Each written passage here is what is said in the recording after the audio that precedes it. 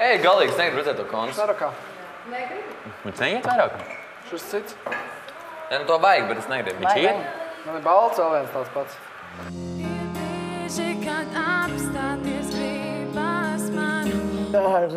Ārprāt. Cik labi redzēt sev no malas. Vispār.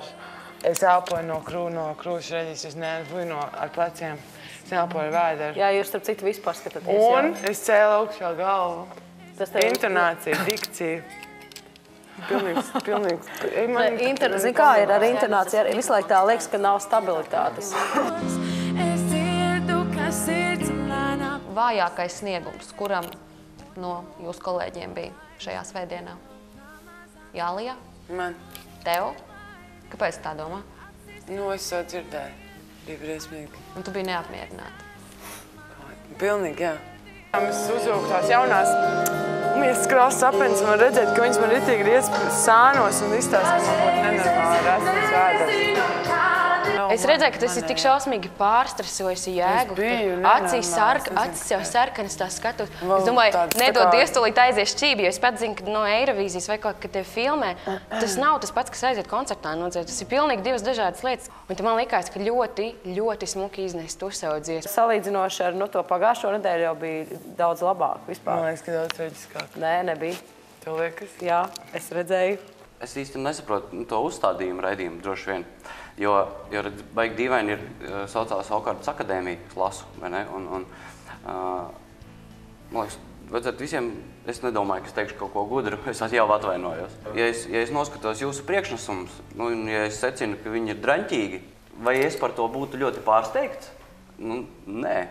Es aizēju uz profesionālu, nezinu, teātri koncertu un ļoti bieži secinu, ka ir draņķīgi. Bet viņi to dara ilgi. Un gadiem, un speciāli, Jēzus. Un ja jūs to, tas ir tāds pats sākums, es runāju patiesībā tikai par to, ko cilvēkiem vajadzētu vērtēt. Tu gaidīji ne mani. Es jau izsaucu pēc baumas.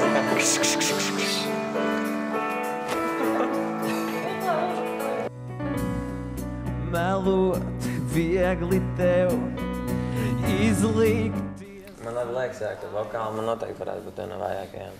Nu, nesanāca. Bet nekas nākošais gadu noraušu. Arī nākošais gadu, jā. Bet nākošajā koncertā es noraušu jums ritīgi dziesmu, būs ritīgi forši. Tavuprāt, dziesmai nozīme ir vai tavai personībai? Nē, izpildījumam. Es pārāk daudz liktu tādas stulbas lietas, kuras nevajadzēja likt un beigās sanāca tāda miskastīta. Bet nākošais svētdien būs vienkārši. Tas pārāk daudz sastresojies. Koncertos tagad pa jaunam mēģinu sabāzt kaut kādus 18 dejotājus, taureņus, un es vienkārši nesaprotu, priekš kam tieši.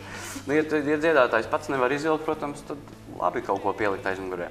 Kā vienam cilvēkam uziet uz skatuves uztaisīt šovu?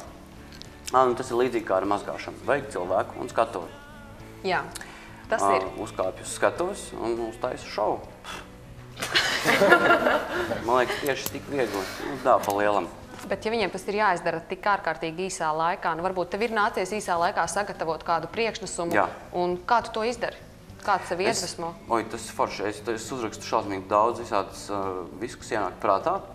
Un pēc tam atstāju no tā 5% un izdaru. Ja man nākuši izbalso un sēžu spītis, es kā atved dziesmu nodziedāšu kaut ko šitā, tad